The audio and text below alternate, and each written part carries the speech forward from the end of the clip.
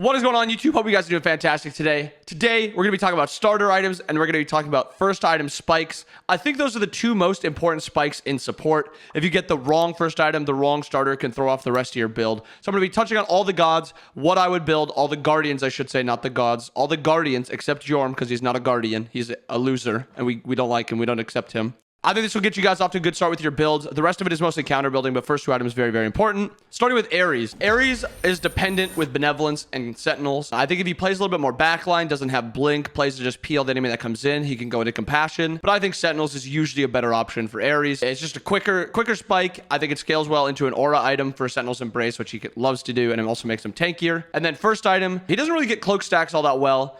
Thieves doesn't stack that fast on him either. You usually like quick spikes, so Sov is always a very good option. But I think just as a default option, I think Thieves is his best. Binding doesn't count as an aura, so I don't really like building it that much. Cloak does count as an aura, but he doesn't get it stacked that fast. So I prefer Thieves on Ares. It becomes an aura once you're finished stacking, but it shouldn't be that long. Next up, Artio, 100% a Sentinel's god. She needs to be as tanky as possible. Otherwise, her no immunity, she's just going to be picked off all the time. 100% Sentinels. And then I've been really liking Binding on her as my rush option. It makes it so she does a lot of damage in the early and mid game. And then she scales still well into the late game with good protections and good health. Athena. I've been liking Athena with Sentinels into Cloak. You want to be that frontliner because you're going to be dash taunting and you have to be making sure you're as tanky as possible. She stacks Cloak very, very quickly. She has a bunch of abilities that she can just proc on you, and her reach she can proc on you to get stacks onto it. So I like building Cloak on her. And Athena loves cooldown, so being able to get that 10% cooldown from Cloak is going to be great for her. Atlas is a few options. I think a lot of the times I think Sentinels is his best option because I think you want to build into damage. So I think Sentinels into Cloak is his best option,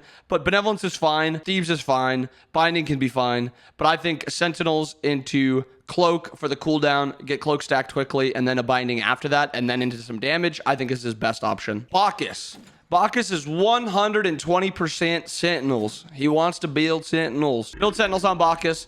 And then he can get Cloak stacked pretty well. He might struggle a tiny bit with it, but I think Cloak is still a pretty easy thing for him to stack. And once you're done stacking, he gets the mitigation, and he gets mitigation in his passive also. So he has stacking mitigation, which is going to be very, very strong. Cabrakan is a god that would love to build Cloak, but he doesn't stack it well enough, so I don't think there's any reason to build it. I think Sentinels into Binding is Cabrakan's best 1-2 combo. Same thing like Artio. He has kind of no immunity, so he wants to get to this tanky spot as quick as possible. And then Binding, shredding their pen or their protections, also makes them just do more damage, which is what he wants to do. Next up, Cerberus. This character is so bad.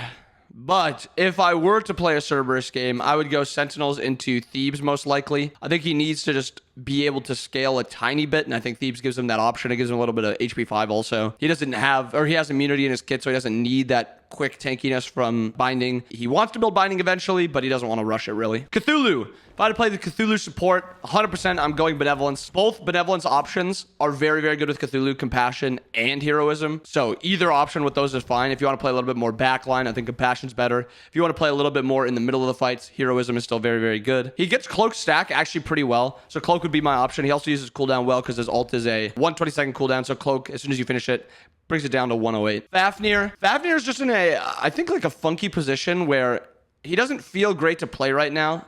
And I think he doesn't have anything that he really excels with. I think he can build both Sentinels Benevolence. He can build both Thebes, Cloak, and Binding. He has 3 really good options. Personally, if I was to play Fafnir, I'd probably just go Sentinels into Thebes, and then I would just go the Shoguns after that, because I think that is your best like 2-item power spike. A little HP 5 means you can play a bit more aggressive, play to trade. So that's what I would build. Next up, Ganesha. This character stinks. I would go a Benevolence into Thebes, then you go Compassion later. Pretty easy for him. He's a backline god. You want to keep your team alive. Next up, Geb. There's 2 ways to play Geb. There's the dive Geb with Blink, and I think Sentinels Blink is actually really good. You can go Sentinels into Binding or Thebes and then Blink ult off cooldown, or you can go a little bit more backline focus, which is Benevolence into Thebes. I think both can be pretty good, but Geb stinks right now, so I don't even know why you'd be playing him. Khepri is 100% Benevolence into Thebes. Point blank period. Benevolence into Compassion also late, but Benevolence into Thebes. Khepri's OP with those 2 items. I think Kumba's best with Sentinels and Blink, and then going into Binding and just blinking onto the enemy backline with a Relic Dagger,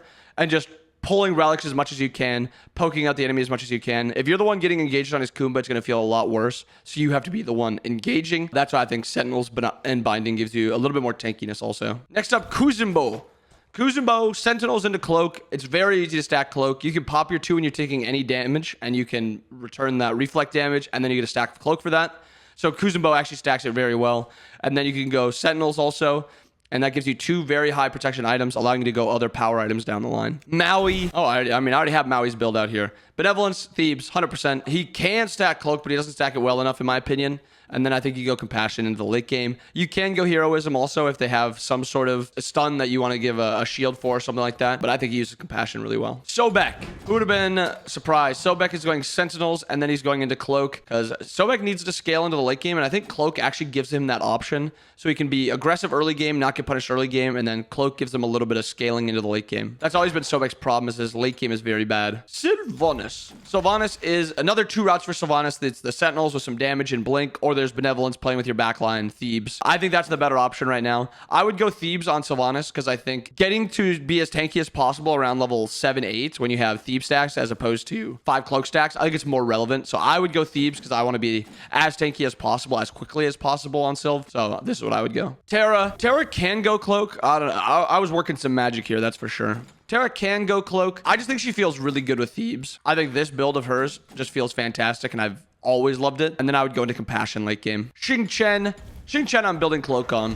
It might be a kind of hard because your 1 is your only like relevant stacking tool. But if Xing can get Cloak stacked up and then he can get his 1 onto a Hunter late game, he's very tough and very hard to deal with. I'd also build Sentinels on him. Sentinels into Cloak. Yemoja. Yemoja is a very, very good Cloak god. She actually builds both of these options very, very well. I think I still prefer Compassion slightly. Compassion into Cloak.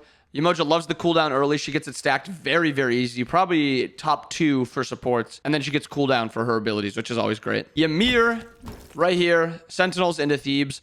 Ymir kind of has the Sylvanus thing where he wants to get as tanky as possible, as quick as possible. And then you go into Embrace late game. And then I think Binding is still an item you should go on Ymir because he has 3 abilities that proc it. And they're all easy to hit. But I think this is like a really good 2-item spike for Ymir. But there it is. Starting items and first items. I hope you guys enjoyed the video. I hope you guys have a wonderful rest of your day. I'll see you guys again next time. Peace.